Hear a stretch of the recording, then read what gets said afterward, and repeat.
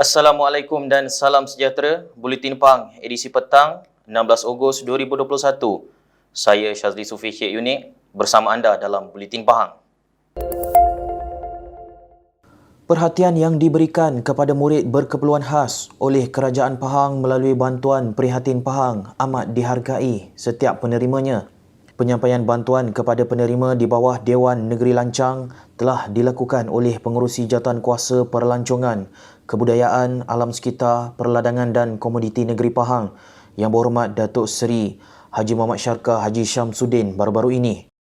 Seorang penerima Puan Hafsah Muhammad, 61 tahun, daripada Felda Bukit Dama berkata, bantuan khas untuk anaknya itu amat dihargai. Ibu tunggal itu berkata anak bongsunya Muhammad Zainal Yahya, 18 tahun yang mengalami masalah pembelajaran dan bantuan ini sedikit sebanyak meringankan beban mereka sekeluarga. Beliau berkata demikian ketika ditemui Unit Komunikasi dan Media Pahang, UKOM, hari ini.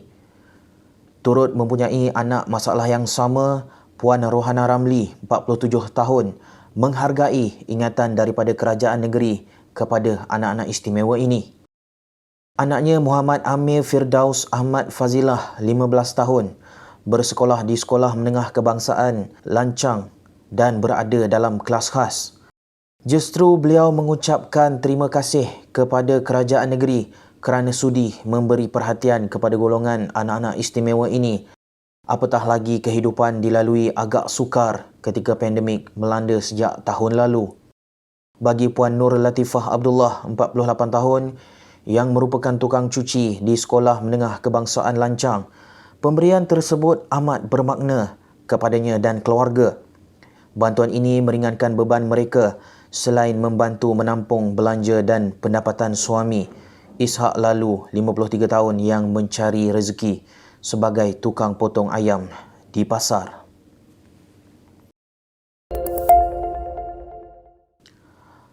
Majlis Bandaraya Kuantan MBK merancang membersihkan kualiti air Sungai Galing yang tercemar dengan menggunakan kaedah berbola lumpur.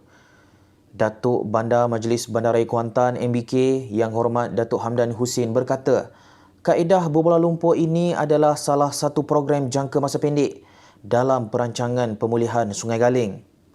Berbola lumpur atau mudball ini diperbuat daripada gumpalan hasil tanah campuran tanah merah, serbuk bokashi dan larutan efektif mikroorganism dan molasses yang telah dibancuh.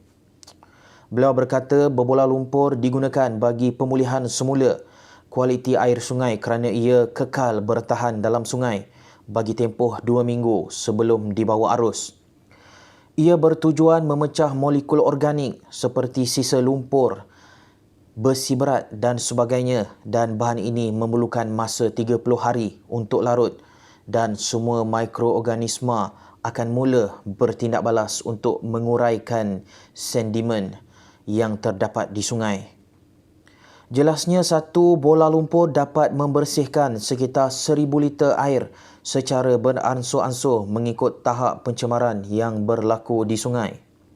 Katanya, kesan tindak balas berbola lumpur ini terhadap air sungai adalah dalam masa seminggu selepas ia dibaling. Menurut beliau, indeks kualiti air di Sungai Galing berada pada kelas 4 berdasarkan penyelidikan yang dilakukan oleh Universiti Malaysia Pahang UMP pada 2012 dan dicadangkan sebagai kawasan sensitif alam sekitar dalam rancangan tempatan daerah RTD Kuantan 2035.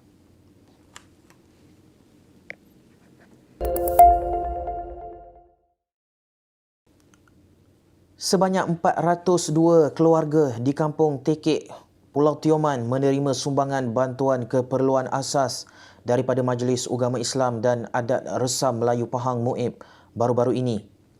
Bantuan tersebut diberikan bagi meringankan beban yang ditanggung kebanyakan penduduk di Pulau Peranginan itu yang terjejas pendapatan akibat penutupan sektor pelancongan. Ekoran Pelaksanaan Perintah Kawalan Pergerakan PKP sejak tahun lalu.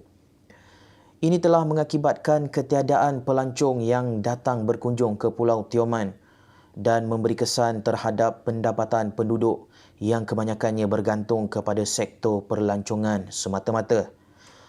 Berdasarkan hantaran di laman Facebook milik rasmi MUIB, penyampaian dan kunjungan ziarah penduduk di kampung berkenaan telah disempurnakan oleh Timbalan Ketua Pegawai Eksekutif MUIB yang berbahagia Dr. Haji Asmadi Abdul Rahman. Turut hadir dalam kunjungan berkenaan ialah Pengarah Jabatan Kebajikan Masyarakat JKM Negeri Pahang, Encik Zulkhairi Zainul Abidin, Pegawai Daerah Rompin yang berbahagia Encik Ahmad Nasim, Datuk Haji Muhammad Siddiq dan pemimpin-pemimpin tempatan. Bantuan turut diberikan kepada 82 keluarga dari Kampung Genting dan 41 keluarga dari Kampung Paya yang turut menerima sumbangan barangan keperluan yang sama. Dalam pada itu, yang berbahagia Dr. Haji Asmadi juga turut mengambil kesempatan mengunjungi Masjid Kampung Genting bagi melihat sendiri keperluan masjid serta melancarkan program dapur zakat di masjid berkenaan. Pihak MUIB berharap agar program dapur zakat dan bantuan barangan keperluan yang telah disalurkan itu akan dapat memberikan manfaat dan membantu semua penduduk di kawasan tersebut.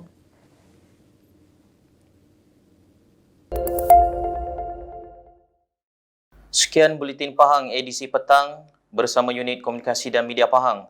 Ikuti Pahang Media di Facebook, Instagram, YouTube dan Twitter. Teruskan bersama Buletin Pahang bagi mendapatkan maklumat terkini di negeri Pahang. Semarakkan Malaysia prihatin dengan mengibarkan jalur gemilang sempena sambutan kemerdekaan ke-64. Assalamualaikum.